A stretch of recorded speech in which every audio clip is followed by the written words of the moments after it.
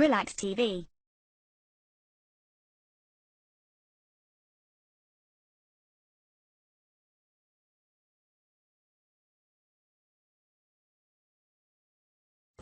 Kita tahu pernah diturunkan apa yang dinamakan suhuf kepada Nabi Adam.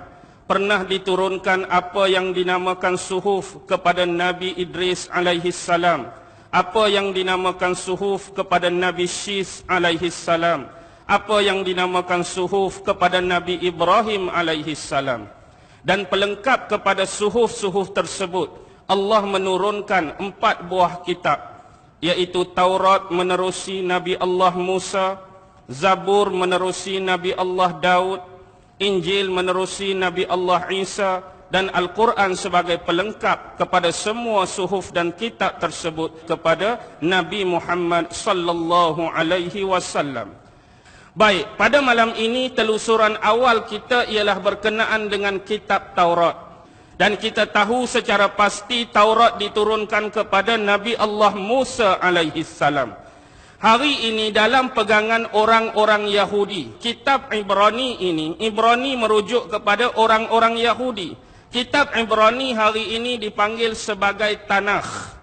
Jadi bila kita dah tahu Tanakh ini sebagai foundation dia, Tanakh ini sebagai sumber dan asas, bawah pada Tanakh ada 24 buah kitab yang terdiri daripada 3 komponen. Yang pertama kita sebut tadi Taurat, yang kedua Nevi'im, yang ketiga ialah Ketuvim. Jadi di depan tu ada akronim-akronim penting. Macam Taurat dimulakan dengan huruf Ta ataupun T. Nevi'im dimulakan dengan huruf Nun ataupun N.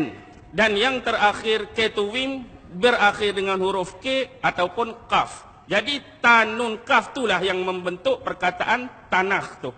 Jadi istilah Tanakh tu akronim daripada 3 komponen tadi. Baik, bila sebut tentang Taurat, merujuk kepada Taurat Nabi Musa, atau juga disebut Taurat 5, atau juga disebut Pentateuch.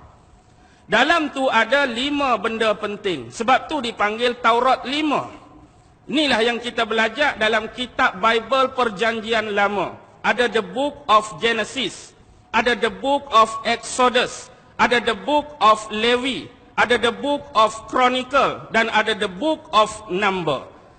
Walaupun demikian, kita harus memahami Taurat sebelum ini ditafsirkan oleh ulama-ulama ataupun Rabbaini daripada Yahudi selepas pada kewafatan Nabi Musa dan Nabi Harun. Mereka menuturkan secara turun-temurun secara lisan.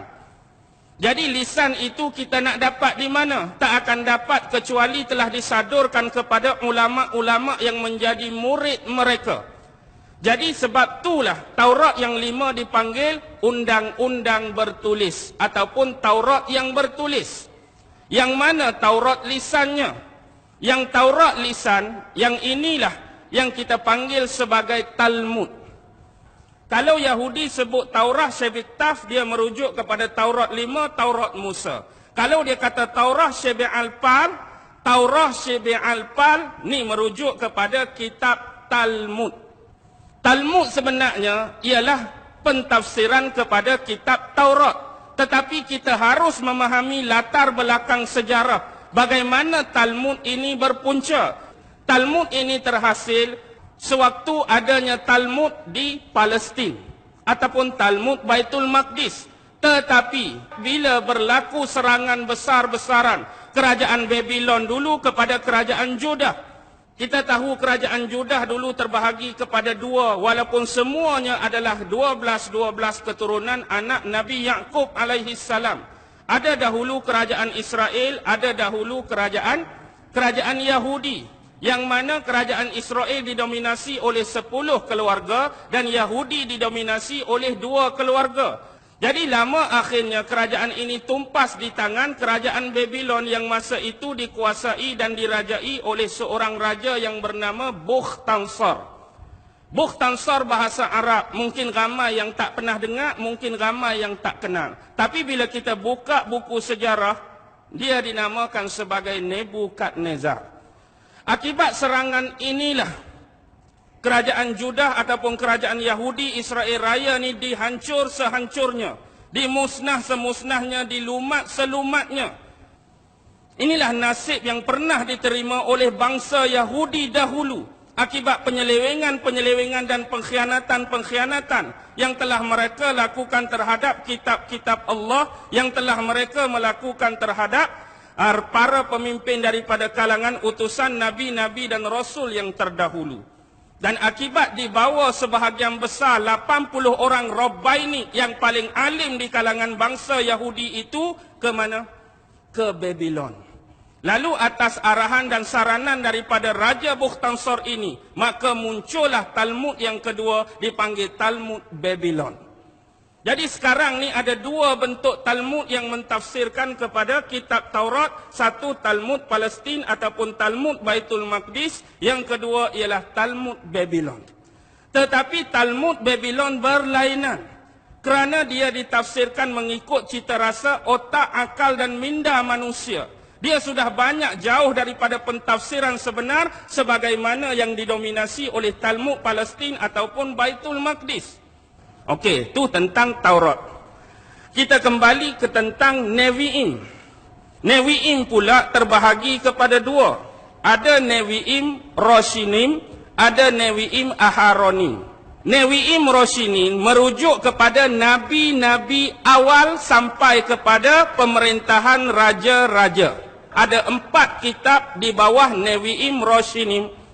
Yang pertama ialah kitab Yoshua, ataupun dalam Al-Quran kita sebut Yusha, yang pimpin, yang teman Nabi Musa alaihi salam bawa ikan dalam kerajaan, bawa ikan dalam bakul, nak pergi cari, nak menuntut ilmu dengan Nabi Khidir.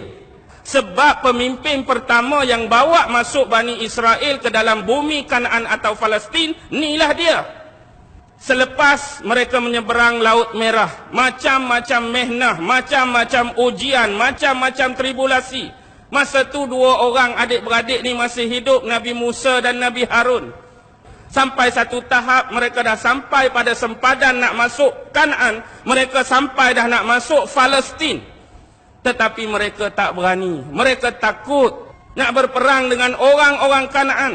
Ini kita boleh ikuti dalam surah Baqarah. Izhab anta wa rabbuka faqatila inna hahuna qa'idun. Pergilah kamu wahai Musa, ajak Tuhan kamu sekali, berilah berperang. Kami tunggu di sini saja. Lancang tak lancang? Lancang. Akibat kalam dan perkataan inilah Allah tarik balik bumi Palestin menjadi hak milik mereka secara mutlak. Tapi mereka lupakan sejarah ini, nak juga masuk. Akhirnya berlaku pada zaman siapa? Zaman Yusha, selepas kematian Nabi Allah Musa. Yusha masuk. Waktu tu Yusha berperang habis-habisan menentang orang-orang Kanaan. Dia bawa Bani Israel. Akibatnya apa terjadi? Mereka berperang tu dah hampir menang. Peratusan tu kemenangan berada di pihak mereka. Tapi petang tu petang Jumaat. Malam tu pula nak masuk malam Sabtu dah. Petang Jumaat berperang tu nak masuk malam Sabtu, confirm menang, nak menang. Bimbang satu benda. Sebab di sisi orang-orang Yahudi, Sabtu adalah hari Sabat. Hari yang perlu dimuliakan dan tak boleh sama sekali menumpahkan darah. Jadi atas dasar inilah doa daripada Nabi Allah Yusha, kita tengok keajaiban yang Allah tunjuk, matahari terhenti pada tempat dia, masa tak berjalan. Inilah sejarah dia, matahari itu berhenti. Jadi macam stop masa, perang sampai menang. Jadi sebab dialah manusia pertama, raja pertama, nabi pertama yang bawa masuk orang Yahudi ke bumi Kanaan ataupun Israel, maka cerita yang pertama dalam Nevi'im Roshinim itu dimulakan dengan kitab Joshua. Lepas tu barulah kitab para hakim. Lepas Joshua meninggal, ada 3 lagi pemimpin. Lepas tu naik para hakim, 12 hakim. 12 hakim ni diambil daripada 12 keturunan Nabi Allah Yaqub lah. Kan anak Nabi Allah Yaqub ada 12 orang. Setiap daripada kabilah tu kena sediakan seorang hakim. Hani hakim seorang, hani hakim seorang. Jadi bila ada 12 keturunan, hakim tu ada 12 orang. Ni zaman pemerintahan para hakim. Apabila hakim-hakim ni banyak dah melakukan penganiayaan dan kezaliman, maka Bani Israel ni mengadu kepada siapa? Mengadu kepada seorang Nabi yang hidup selepas pemerintahan para hakim, iaitu Nabi Samuel. Nah, dengar tak Nabi Samuel? Dia ada kitab nombor 3 tu, kitab Samuel. Jadi Nabi Samuel ni ada peranan penting untuk cari raja yang keseterusnya. Sebab di tangan dia ada tongkat Nabi Musa, warisan daripada keluarga. Tongkat Nabi Musa tu duduk dengan dia, duduk dengan Nabi Samuel. Satu lagi ialah terampet orang Yahudi. Dia ada simpan tongkat Nabi Musa, satu lagi tanduk yang lekat-lekat tu, dalam tu diisikan minyak. Nak dikisahkan ialah, masa tu ada seorang pemuda yang tengah cari kambing dia yang hilang. Lalu dia lalu kawasan depan rumah Nabi Samuel.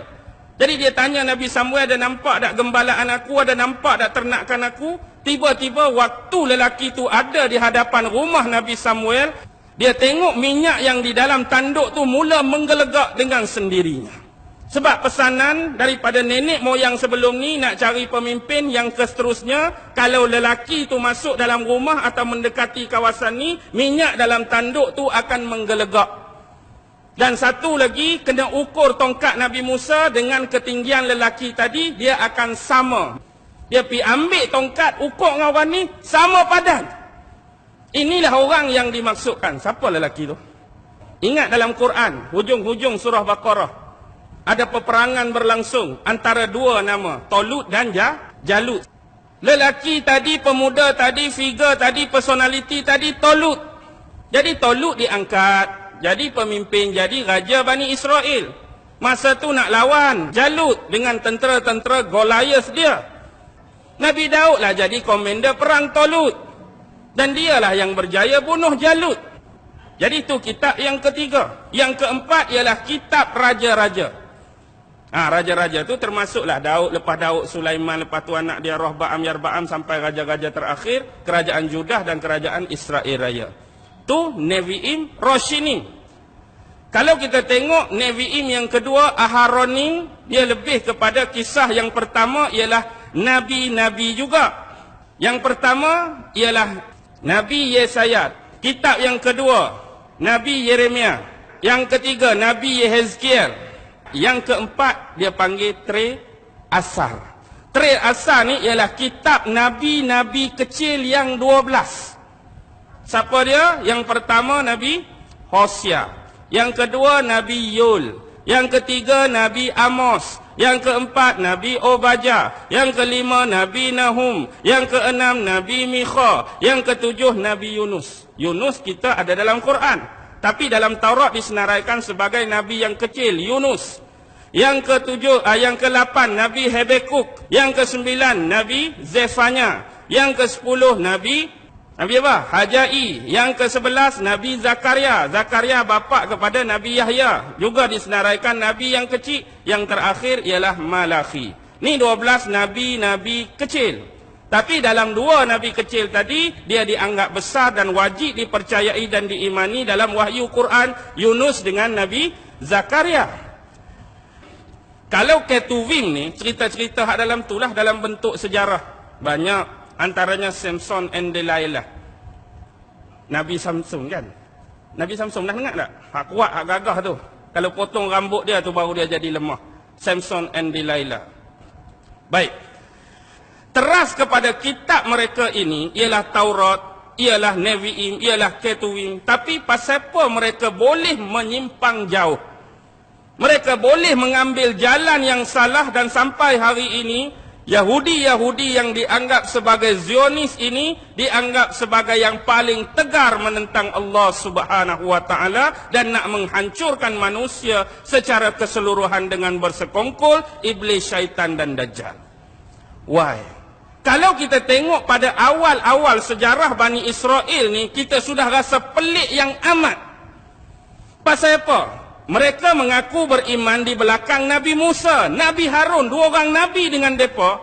Bila selepas berlaku penyeberangan Laut Merah, Nabi Musa dipanggil oleh Allah bermunajat di atas Bukit Tur Sina. Berapa hari? 40 hari. Lambat sikit turun, apa berlaku? Siapa buat hal? Musa. Musa buat hal. Ingat, Musa zaman tu ada 2 orang. Nabi Musa, Musa bin Imran, bin Qahat, bin Azir, bin Lewi, bin Yaqub. Yang ni Musa bin Zafar. Musa bin Zafar itulah dikenali sebagai Musa As-Samiri. Jadi dialah buat apa? Buat patung. Patung apa? Patung lembu. Dan lembu ni dibuat daripada emas. Dan lembu ni boleh bercakap.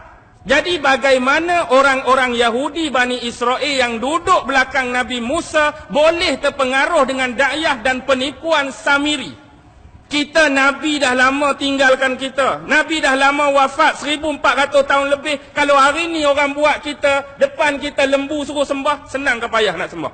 Payah. Hak Nabi tinggal jauh. Ni Nabi hidup sekali, sembah lembu ni boleh sembah. Pasal apa? Terlampau mudah. Nabi hidup lagi ni, tinggal 40 hari saja. Sebab waktu berada di bumi Mesir. Pasal apa? Sebab di Mesir masa tu dah berlaku apa yang berlaku di Babylon. Babylon dulu, Babylon tu Namrus. Namrus ni, nama betul dia apa? Namrus lah. Bin Kan'an, bin Kush, bin Sam, bin Nuh. Dia tu cicit nombor 5 Nabi Nuh baru. Zaman Namrus kita tahu. Namrus pakar dalam bidang astronomi. Namrus pakar bidang astrologi. Lalu dia menubuhkan ilmu palmistry. Hak 12 tu. Cancer, Gemini, Leo, Sagittarius, Capricorn tu. Tu bukan zaman ni, Namrus lagi. Begitu juga sistem seksagasimal tu. Yang berteraskan nombor asas 660. 60 saat sama dengan 1 minit, zaman Namrus lagi. 60 minit sama dengan 1 jam, zaman Namrus. 360 darjah simetri, hak kita nak melukis plan, nak buat peta. Zaman Namrus. Sebab Namrus cukup cekap dalam architecture. Architecture ni lah di kemudian hari dikenali sebagai para stone mason.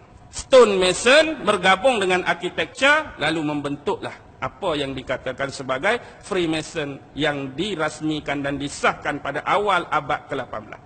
Tapi zaman Namrus, dia suruh rakyat-rakyat dia sembah apa? Sembah matahari, sembah dewa-dewa, banyak dewa zaman Namrus. Dialah pencipta awal kuil Mardut. Dialah zaman Babylon juga buat taman tergantung. Kota Nineveh di Assyria Empire tu zaman Namrus juga dibina. Itulah kehebatan Namrus. Tapi yang jadi masalah di kemudian hari bila kesombongan berlaku, congkak berlaku, takabur berlaku, dia mengaku jadi Tuhan.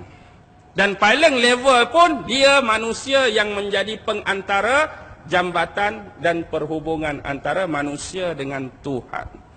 Dan watak ini dibawa sampailah kes Nabi Isa.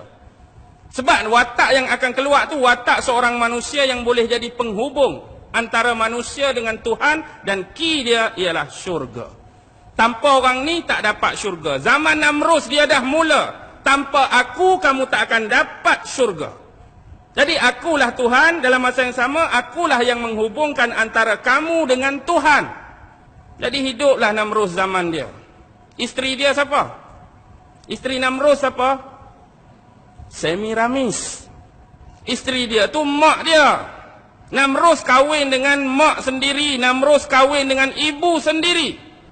Dialah anak, dialah suami kepada Semiramis.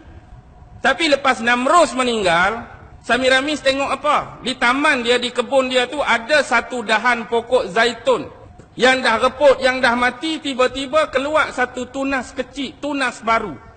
Pohon tu dah mati, dahan tu dah mati, ranting tu dah mati, tapi tiba-tiba keluar tunas. Lalu dia dapat idea, dia mengandung. Dia mengandung, tapi tak ada bapa, tak ada suami. Seolah-olah mengandung sendiri, mengandung magic. Lalu keluarlah seorang anak. Anak tu, Ninus pun orang panggil, Tammuz pun orang panggil. Tammuzi satu lagi. Ninus pun dia, Tammuz pun dia, Tammuzi pun dia. Jadi, bagi Semiramis, dia menganggap Tammuzi itu adalah reincarnation, pengembalian semula Namrus ke dunia. Hakikatnya anak ni nama Tammuz, tapi roh duduk dalam tu roh Namrus. Sebab itulah sebelum anak ni lahir, pokok zaitun hak tumbuh tadi itu dijadikan sebagai clue dan perlambangan. Kemudian dia letak satu pohon yang dipanggil pohon evergreen. Kemudian setiap kali 25 Disember Bangun pagi esok penuh dengan hadiah di pohon evergreen ni. Roh Namrus mari sangkut hadiah pada pohon evergreen. 25 Disember tu tarikh lahir Namrus. Lepas tu keluarlah, dipanggil keluarga Tuhan.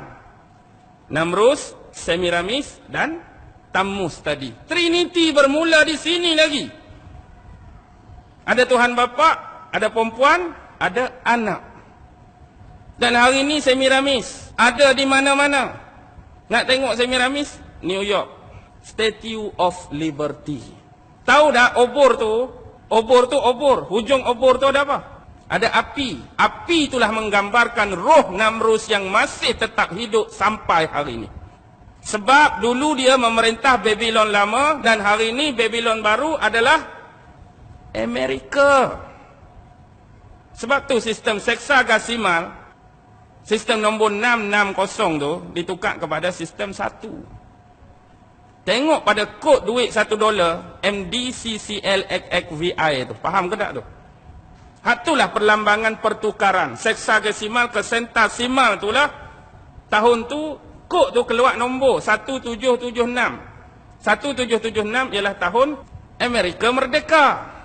Illuminati pun 1 hari bulan Mei 1776. Nasib baik Illuminati tubuh 1 hari Mei. Kita dapat juga cuti tak? Tahu dah untuk siapa anda bekerja sekarang. 1 Mei juga terkait dengan ritual Beltan. Pernah dengar ritual Beltan ni? May Day. Pernah dengar? May Day. Hari Mei. Bukan kumpulan Mei. May Day. Ritual Beltan. Dia ritual Beltan ni. Dia ambil dari Tammuz. Tammuz tu juga. Tammuz. Tam tu sempurna. Mus tu membakar. Pembakaran yang sempurna. Tammuz dalam upacara ritual Beltan ni dipanggil sebagai Moloch. M-O-L-O-C-H. Mereka ni nak buat apa? Ada ritual May-Day ni, ritual Beltan May-Day ni orang-orang druid di Inggeris dulu. Dia ambil anak-anak yang kecil, dia anyam patung yang besar. Patung ni patung anyaman, dia letak anak-anak 2-3 orang, dia bakar patung tadi. Ni upacara untuk dipersembahkan kepada siapa? Kepada iblis dan setan. Pembakaran hidup-hidup. Dan hari ini ritual ni masih berlaku. Bukan rakyat biasa. Bahkan orang-orang tahap besar, nak bertanding jawatan dalam Presiden Amerika pun terlibat dalam upacara ritual satanik di Bohemian Grove. Pernah dengar tak Bohemian Grove? Lambang buruh hantu. Buruh hantu aduk sengit. Macam lambang kelab bola sepak Sheffield Wednesday tu. Jadi inilah asas-asas untuk kita kaitkan. Untuk kita kait bermula di sini. Kemudian ritual-ritual ini dibawa ke mana? Lepas kerajaan Babylon jatuh, golongan-golongan bangsawan dan elit istana daripada Babylon pergi ke Mesir. Dia bawa dah ritual-ritual mereka ni. Hak sembah setan, sembah iblis ni masuk dalam istana bergabung dengan golongan elit Fir'aun. Kita tahu zaman Fir'aun zaman apa? Zaman ahli sihir. Zaman sihir kuat. Oh, eloklah zaman sembah setan gabung dengan geng ahli sihir. Maka di sinilah dikatakan permulaan pembukuan satu ilmu yang dipanggil ritual Kabbalah. Kabbalah inilah yang sedang masuk sinonim dengan naiknya agama Yahudi.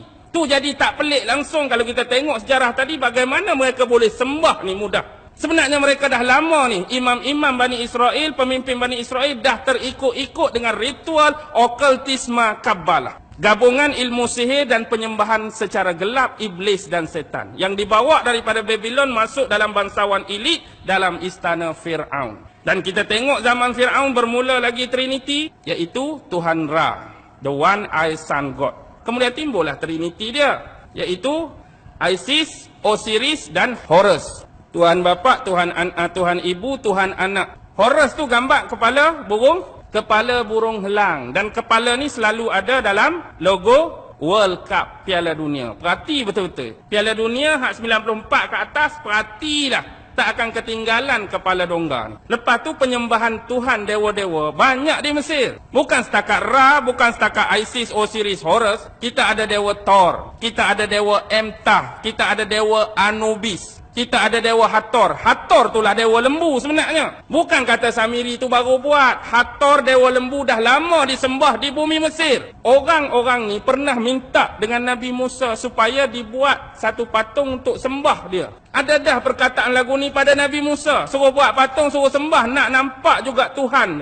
Sebab itulah ritual Kabbalah, nombor satu kitab mereka ialah Zohar, yang menceritakan tentang sifat-sifat dan bentuk zat Tuhan. Kabbalah dah mula awal lagi tentang sifat dan bentuk Tuhan dalam kitab mereka, buku mereka yang nama Zohar. Dalam Kabbalah juga, kalau bab syariat, bab agama, mereka ada satu kitab lain yang dinama Sidur. Kalau bab hal-hal perayaan dan keagamaan dipanggil kitab Makhzur. Kabbalah inilah yang paling bahaya. Inilah meresap masuk sama naik dengan agama Yahudi. Sebenarnya geng-geng ni walaupun tak lagi dinamakan Freemason, zaman tu yang suruh bakar Nabi Ibrahim siapa? Namrud sendiri ke geng-geng gelap ni? Geng-geng gelap ni lah yang duk cucuk Namrud suruh bakar Nabi Ibrahim. Geng-geng ni jugalah yang cucuk Raja Herodes dulu supaya bunuh Nabi Isa. Sebab ajaran dan inti Kabbalah, raja akhir zaman yang mereka tunggu ialah siapa?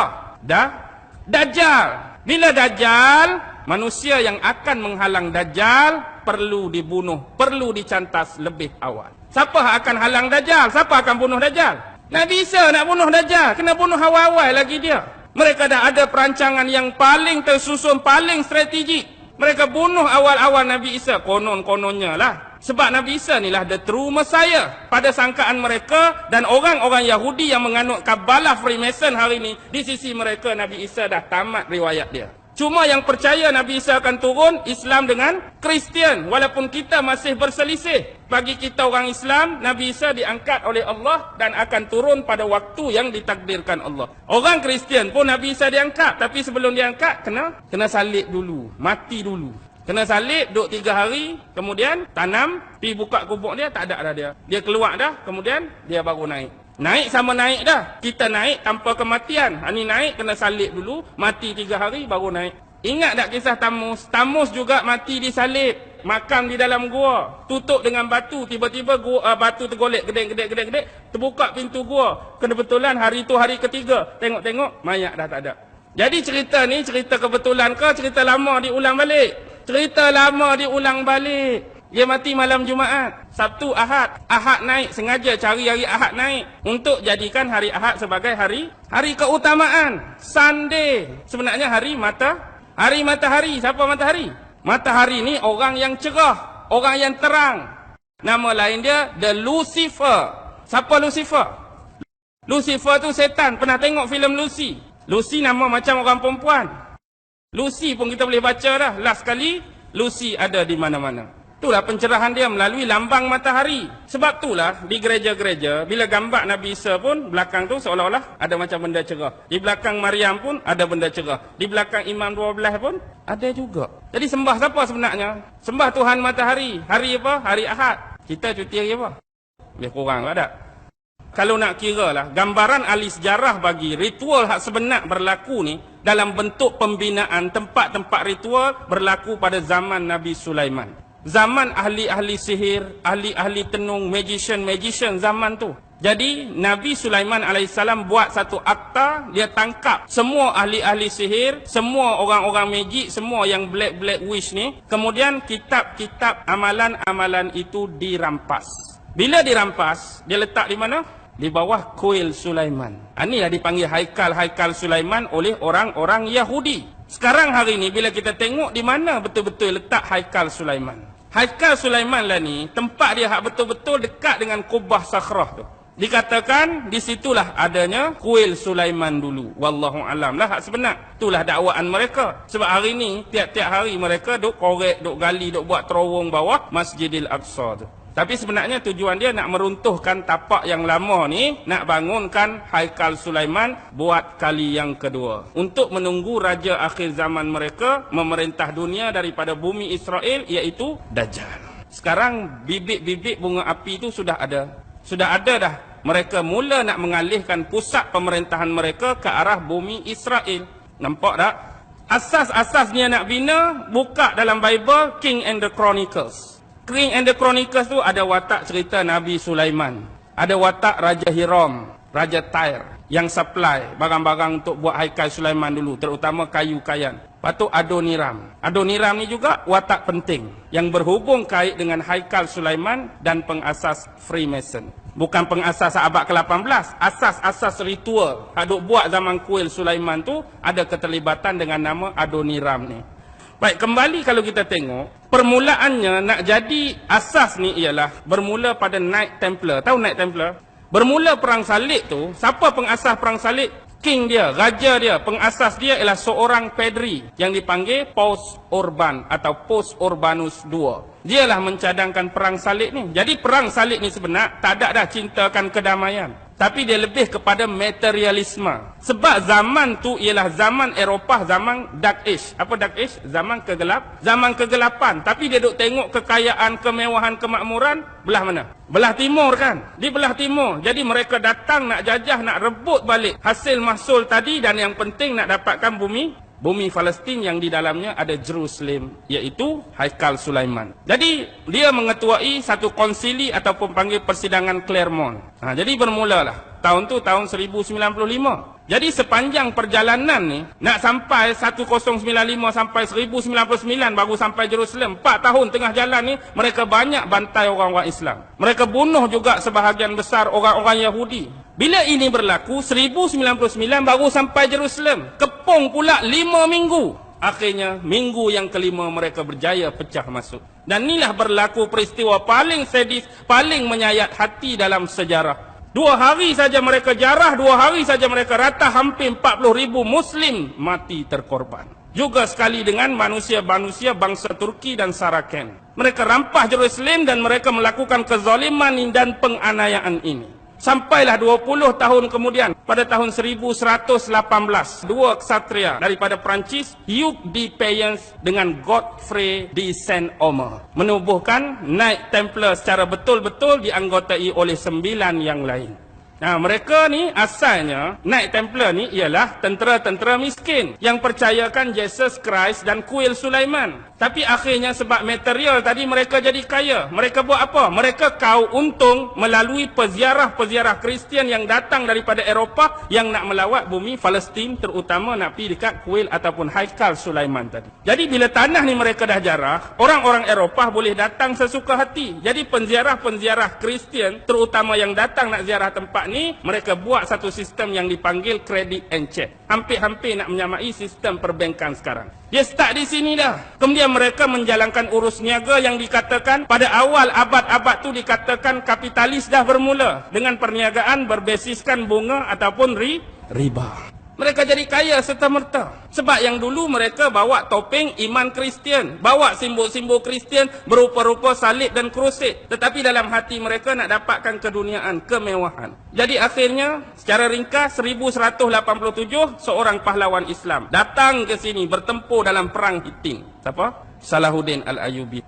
1187 perang, menang kita. Bila menang kita, mereka balik semula. Mereka balik, mereka pergi kawasan Eropah. Hak ni pula jadi pening. Raja-raja Eropah nak menangani politik mereka. Mereka pula dah serang-serang gereja. Mereka dah serang pedri-pedri. Mereka dah serang kependetaan. Sebab mereka duduk di Jerusalem, mereka jumpa satu benda. Hak bawah kuil Sulaiman, hak zaman Nabi Sulaiman tu, buku-buku sihir. Hak ni dah digambarkan harta dalam filem National Treasure, lakonan Nicolas Cage tu kan. Mereka dah bawa balik kitab-kitab sihir ni. Hak teras dia aliran Kabalah tadilah. Bentuk-bentuk ritual, occult dan penyembahan bagaimana nak berhubung dengan iblis, syaitan dan dajjal. Jadi akhirnya kerenah-kerenah mereka ni dapat dihidu oleh raja-raja di Eropah. Akhirnya atas campur tangan orang-orang terpenting 1307 Raja Perancis Philip de Bell mengumumkan penangkapan anggota-anggota Knight Templar ni. Gabung pula dengan Paus Clement. Padri masuk serta, gereja masuk serta menyokong Raja Perancis tadi, maka ditangkaplah. Lebih kurang selang 7 tahun kemudian 1314 Grand Master dia iaitu Jacques de Molay. Jacques de Molay ni dihukum. Lalu dia mati. Kemudian geng-geng hak lain ditangkap tu dibicarakan. Tapi walaupun demikian hakikatnya ada mereka yang berjaya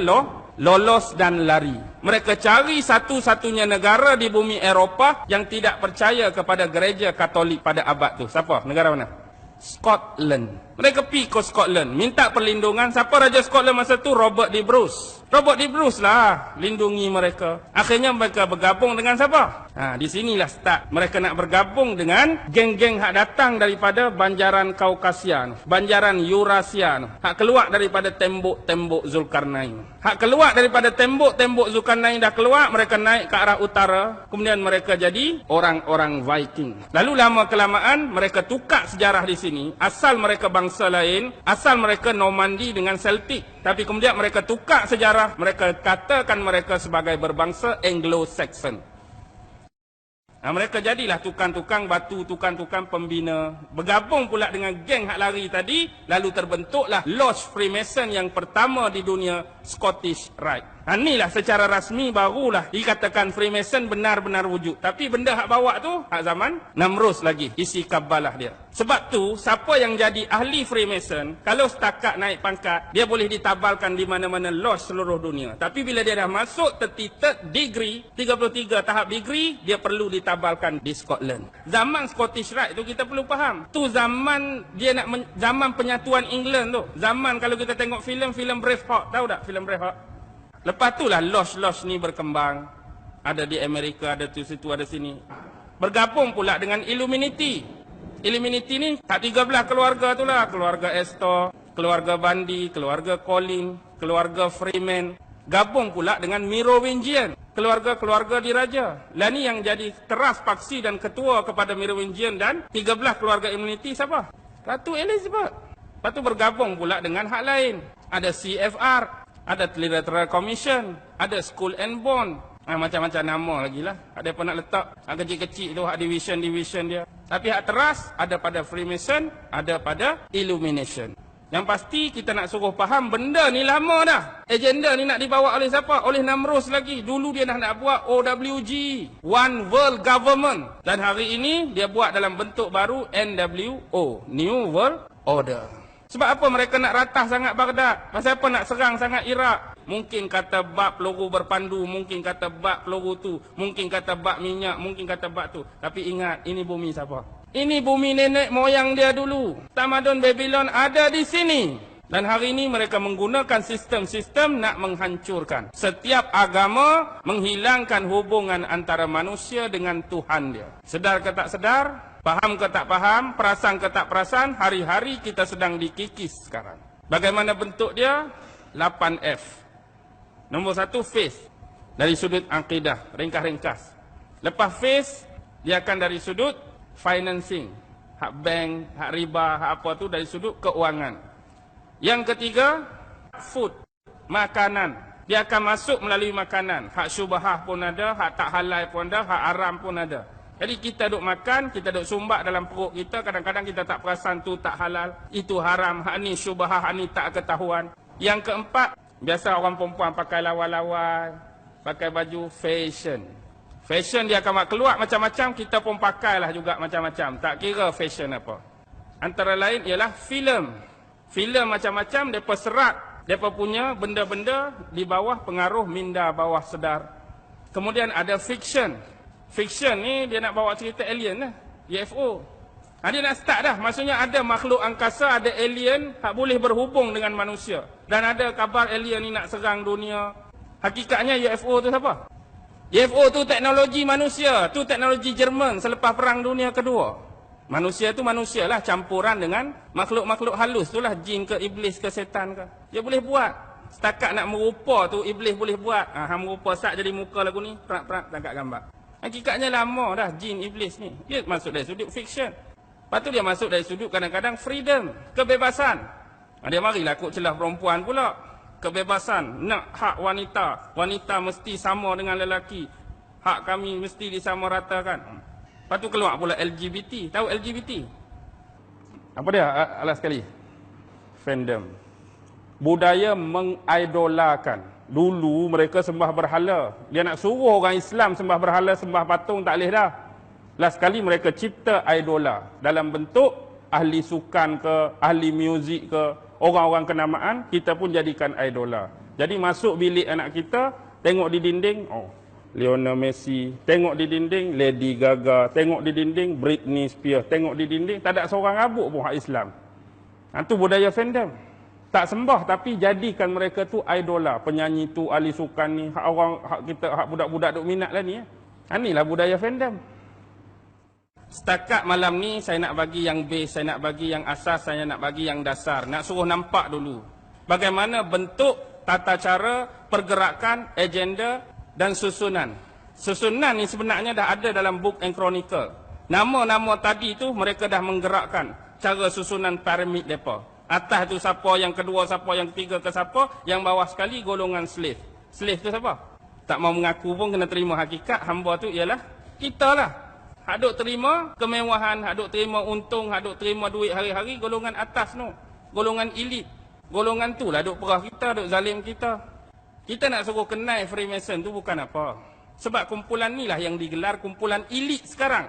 Hak duk tengah pegang dunia ni masih lagi keturunan yang sama. Keturunan siapa mereka ni? Rothschild, susu galur dia, nasab dia, salah silah dia, sampai pada siapa? Namrus. Hak baki lagi? Fir'aun. Golongan yang sama, kumpulan yang sama yang masih memerintah dunia dulu sampai sekarang. Fir'aun dah mati, tapi kefir'aunan tak pernah mati lagi. Namrus dah mati, kenamruzan pun tak pernah mati lagi. Kefir'aunan dan kenamruzan masih lagi memerintah dunia sampai hari ini.